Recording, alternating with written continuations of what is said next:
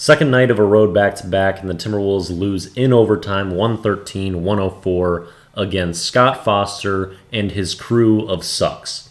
And I would love to talk about the positives of this game, things that are so amazing, like Naz Reid, who was insane with 7 threes in this game. But Scott Foster does what Scott Foster does. He makes it about him, not the superstars of the NBA. He's the bane of unbiased basketball, and he shows up big time in this game to put up huge numbers. Holds Anthony Edwards to 5 free throw attempts in this game, while gifting Jared Allen 21, which is just 1 free throw fewer than the entire amount of free throws that the Timberwolves team got in this game.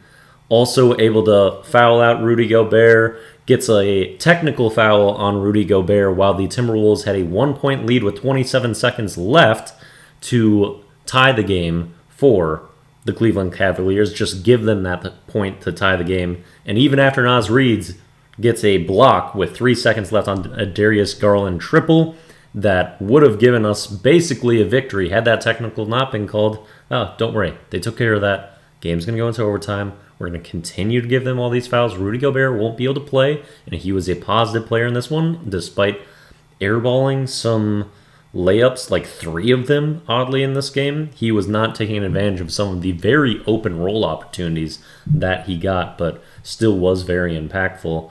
But just, we were playing against a lot more than just an injured Cleveland Cavaliers team in this game. To talk about more of amazing Scott Foster happenings in this one, not just his little slide step that he gets to do as he fouls out Rudy Gobert, and also is able to manipulate the rules so much to do the unthinkable, unseen of a drop step with some physical shoulder contact and a flop from the defender becoming a flagrant foul. That's amazing. Oh, the moment where Anthony Edwards, the young budding superstar that should be the focus of this nationally televised game, gets an amazing poster dunk on Jared Allen. Oh, Scott was so happy to see him make a face after that, so he could call it technical enthusiastically, a pakilty, a passion-killing penalty, taunting penalty that needs to be wiped out of basketball, just like Scott Foster. He was so happy to make that call. So happy to get offensive foul calls on Anthony Edwards as he tosses Garland aside. But Garland gets some of the most generous officiating I've seen since Jordan. I mean, the allowance in the rules for what Garland was able to do in this game. And Garland, I will say, he's a tough matchup for this Timberwolves defense. I talk about how speed is the ultimate weakness for this team. So those extremely quick, skilled guards can really go off, and he sure did. And then when you have people that will get unlimited amounts of free throws, that's usually a problem. Jared Allen isn't one of those players typically that's getting 20 free throw attempts. But they just wanted to make a point tonight. And they did. Like International Women's Days. And man, that took some balls out of Scott, the one male in the NBA, peripherals of that night. And man, you did it. You got the win in this one. Holy hell. Oh, another accomplishment he had. 15 made free throws in the third quarter for the Cleveland Cavaliers. It was almost every possession towards the end of that third quarter, and we still won that third. But just tried to drain the game. Give every advantage to that team. That was disgraceful to watch. There was so many things that were amazing in that game. Naz Reid, 7 threes. And he is such a weapon from the perimeter because he doesn't even have to get rhythm into his shots. His shot's so flat, he doesn't have to get a step 1-2 into his shot. He can just catch, instantly release. And that is so valuable to have that quick release. He's so money with it. You even saw some variable shots like that fading one that he has in the corner, which came off a Mike Conley offensive rebound with about 2 minutes left in the game. Big bucket. Naz kind of gets the catch and shoot fading 3 in the corner. Insane hit. Mike Conley also has the most timely offensive rebounds in the world, by the way. I just love seeing those. He was really good finishing around the rim tonight, but jumper was not to be found. He didn't make a 3. Anthony Edwards didn't make a 3. The only 3 that was made outside of Naz Reid in this game for the Wolves was a Jaden McDaniels one. It was 1 of 4. Jump shooting was horrible out of this Wolves squad, as we do miss Karl Anthony Towns. This was a funky game. I mean, we had the second night of a back-to-back. We were missing Cat, Monte Morris, Chris Finch, head coach, even out. He's just got a sickness, so I assume he'll be back soon.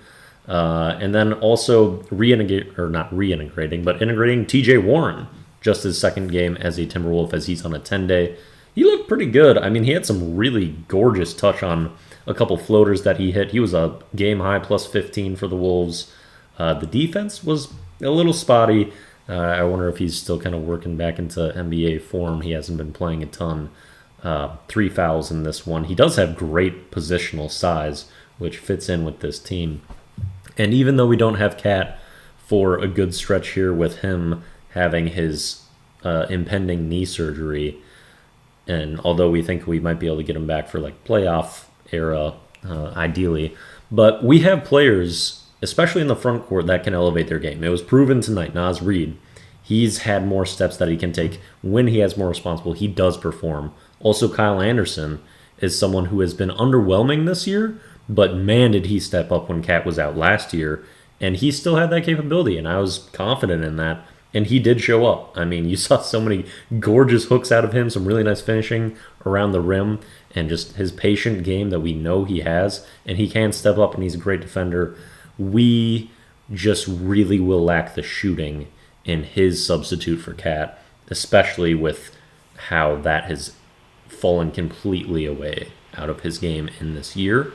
But he can step up, Naz can step up, Jaden can take more of an offensive role, and so there are areas of growth that can be elevated right now to make up for the absence of Cat. And we still got the defense. It was absolutely there tonight still, but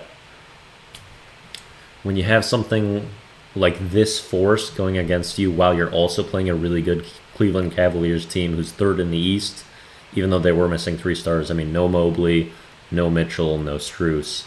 And so the Cavs were working through a lot of funkiness through this one too, although that's been a lot of their season.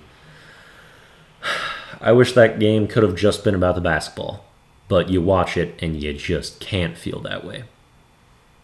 Anthony Edwards needs to get more respect on his drives. I mean, like, you're able to be physical with him going for the duration of his drive and to contest it.